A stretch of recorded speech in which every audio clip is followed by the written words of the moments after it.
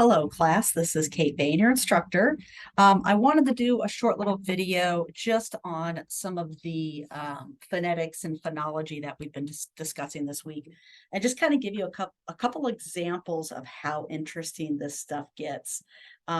This was really like, if you remember, kind of in that one announcement where I broke it down to kind of the breath areas. Um, Phonetics and phonology are really very biology. Like there's so much biology in this because it's like the way your mouth makes the shapes it does to have the sounds created. And what's really interesting is when you talk about sounds that aren't even native to English. And it was in several of our videos, I think, where they talk about how it's actually impossible for a non-native speaker to sometimes make sounds that are in other languages, like the really extreme ones would be those whistling ones, or like the clicks, and those kinds of things. But if you think about, there are there's there's a Japanese one where a T and an S are kind of together, and so it's like a sound. We can make it, but it's just not in any of our language, so it's just kind of an odd noise to make. Also, think about some of the French sounds like that.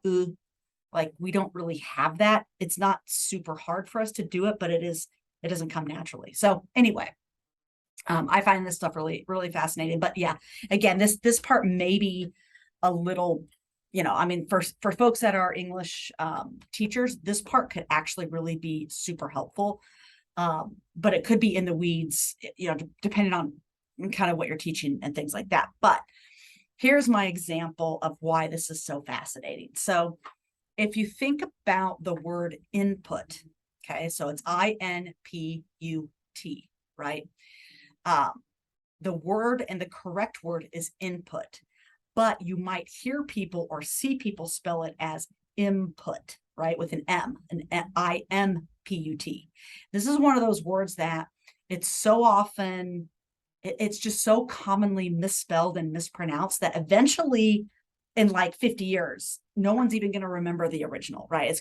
That's kind of what's happened with a lot of our words, which we learned about already, but I find that fascinating. I won't go on a tangent, but irregardless just kills me. Like that is not the word. It's just regardless. You don't need an ear. But I've noticed that it happens so much that it's starting to like show up in the dictionary. So I guarantee you in 30 years, people are going to start saying irregardless instead of regardless. Anyway, don't get me started. It's anytime anyone says irregardless, like my first thought is they're uneducated. And that may or may not be the case. It's just, I've seen really educated people use it, and it just grates. But anyway, all right, so let's back to input and input. So why do people pronounce it? Why do people think about it as input instead of input? Well, here's why. And this is a phonetic example, phonological example of why this happens. All right, so let's take the phoneme N. Okay, so the sound that you make when you make the N sound.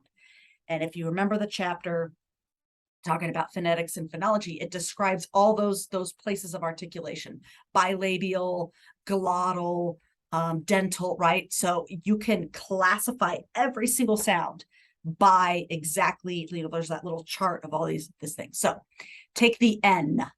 The N is an N. It is a alveolar. It is voiced because you are using your voice to make the sound. It's not like a P, which is a P, right? You don't need to make that. The difference in voicing is P for P and B for B, right? You're using your voice for it.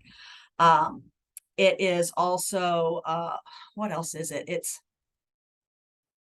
I guess that's good enough, right, for that. And it is, it's nasal too. It's nasal. You can kind of continue to do it. So now if you look at M is so similar to N. But the major difference between N and M is N is interdental, whereas M is it's bilabial, right? You're using your lips instead of, and kind of the back of your teeth, right? For N, kind of like that little, it's like your palate. So if you think about it that way, there's a tiny little difference. But think about the letter that follows in that word. You have input. put, and then you have input. So what's happening, the P is the same as an M in that it is bilabial, meaning that you're using your lips to form it, right? So people just kind of get there early, right? So instead of saying N, where your tongue is up top, they close their lips early. So it ends up being input because you're gradually getting to that P where your lips are going to be closed.